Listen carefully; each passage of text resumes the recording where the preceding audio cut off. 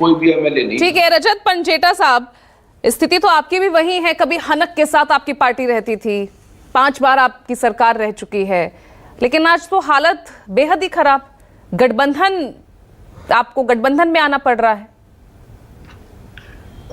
देखिए, राजनीति निरंतर तौर पे किसी भी पार्टी की नहीं रहती। राजनीति परिस्थितियों का खेल है और राजनीति के अंदर कोई भी ऐसा वो नहीं रहता। अगर हम भाजपा का भी उदाहरण लें तो भाजपा को 2014 के अंदर जो इनका बेस्ट परफॉर्मेंस रहा है, वहां इनको सभी जातियों की वोट मिली। उसके बाद जब सेकंड टर्म में आए तो 40 पर अटक गए, जबकि 75 पार कहते थे। जातिवाद का इन्होंने वहां पे जहर खोला। 3 बार हरियाणा जातिवादी दंगों की वजह से जल चुका है। नूह का उदाहरण हाल ही का ताजा है। उसके बाद जाट आरक्षण का रोहतक झज्जर का उदाहरण आपके पास है। पंचकुला में गोलियां चली, आपको डेरा सच्चा सौदा वाला वो प्रकरण भी आपको मालूम है। 750 किसानों की शहादत हुई, पुलिस की गोलियों से 85 लोगों की पुलिस की गोलियों से जान गई। हाँ, निश्चित तौर पे हमारा परफॉर्मेंस अगर आप कहें तो अच्छी रही है। 77 के अंदर हमारे पास 75 विधायक थे, इंडिपेंडेंट भी 1-2 हमारे साथ थे उस समय। 87 के अंदर 69 सीट्स पे हमने इलेक्शन लड़ा था। 60 में से 60 पे हम जीते। 20 सीट हमने भाजपा को दी थी उस समय और भाजपा उसमें से 16 सीट जीत पाई। 2000 ऐसे ही 2000 में जब वाजपेयी जी की टर्म थी, उस समय भी हमने 62 सीटों पे चुनाव लड़ा था और 47 जीत कर आए थे और 29 सीट हमने भाजपा को दी थी। उसमें से भाजपा 6 सीट जीत के आई थी।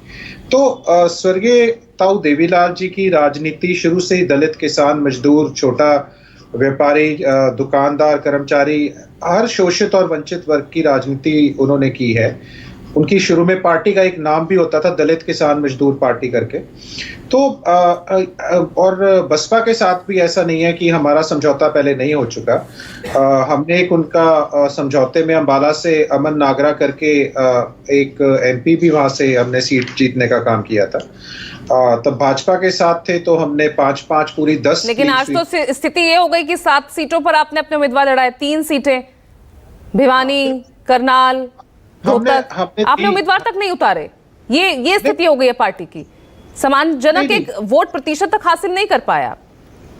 आप उसका उत्तर तो देने दीजिए। सम्मानजनक वोट जो आप इस बारी लोकसभा की बात कर रहे हैं, इस बार सत्ता विरोधी और सत्ता के पक्ष में 2 उसमें चुनाव बट के रह गया। यहाँ पे ये नहीं रहा कि कोई भी वोट अपना किसी ने खराब करने की कोशिश की। उन्होंने कांग्रेस को वोट नहीं डाला, कांग्रेस की जगह उन्होंने सरकार के एंटी वोट डाला है।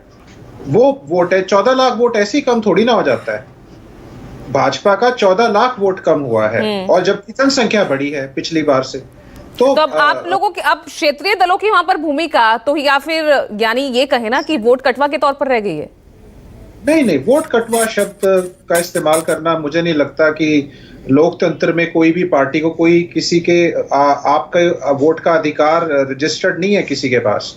कोई वोट कटवा अगर अपने दम पे चुनाव लड़ते हैं, अगर इतनी बड़ी पार्टी है तो छोटे शब्दों का इस्तेमाल नहीं करना चाहिए, हल्के शब्दों का। अगर आप इतनी बड़ी पार्टी हैं तो आपको दूसरी पार्टियों के अपने दम पे चुनाव लड़िए। दूसरी पार्टियों, ऐसे तो इंडिपेंडेंट भी जीतते हैं, उनको क्या कहेंगे आप? ये शब्द ठीक नहीं है। हाँ, ये इस बारी 10 साल की एंटी इनकम्बेंसी इतनी ज्यादा थी, कोई भी व्यक्ति जो सत्ता से नाराज है उसने अपना वोट कहीं और डालने की बजाय, सीधा ये डालने की बजाय और यहाँ डाल दिया।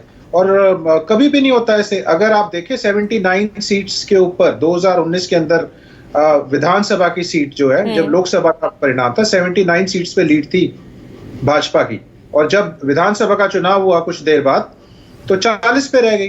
तो ये एंटी इनकम्बेंसी है और आज बहुत भारी रोष है। उनकी स्थिति पर तो हम लगातार चर्चा कर रहे हैं ना। आज काफी दिनों बाद मेरे साथ इनेलो के प्रवक्ता जुड़े हैं, तो मैं इसीलिए आपसे सवाल पूछ रही हूँ। स्थिति तो यहाँ पर अपनी देखिए ना, अस्तित्व बचाने की जो है स्थिति हो गई है आपकी। नहीं, ऐसा कुछ नहीं। कल मैं यहाँ पर जेजेपी से मैं भी सवाल पूछ रही थी, करो या मरो वाला चुनाव हो गया ना इस बार। तो ये देखिए, अगर करो या मरो वाला चुनाव होता तो आप 77 के अंदर कांग्रेस की मात्र 3 सीट थी, तो आपको क्या कांग्रेस हरियाणा से लुप्त दिखाई दी? उसके बाद 87 में वो 2 सीट ही बढ़ा पाए, मैं लोकसभा नहीं विधानसभा, 5, मात्र 5। तो क्या हरियाणा की राजनीति चलिए, उम्मीद पर दुनिया कायम है, ठीक है, उम्मीद पर दुनिया कायम है। समय कम है, मैं 10 से 20 सेकंड सभी को देना चाहूंगी। विजय शर्मा, शुरुआत आपसे कर रही हूँ। ये मान मनोबल करना बहुत जरूरी हो जाएगा आपके लिए। देखिए मैं नहीं, देखिए, जो हमारा समर्पित कार्यकर्ता है वो कहीं जाने वाला नहीं है, हमारे साथ रहेगा। निश्चित तौर पे भारतीय जनता पार्टी की सरकार बनेगी। आप कांग्रेस में देखेंगे तो वहां पे हिम्मत ही नहीं जुटा पा रही है। कांग्रेस जा चुके हैं, एक कांग्रेस जाने की तैयारी में है। नहीं, आप देखिए किरण चौधरी, बंसीलाल, जिनको इतना बड़ा नेता कहा जाता है, जनक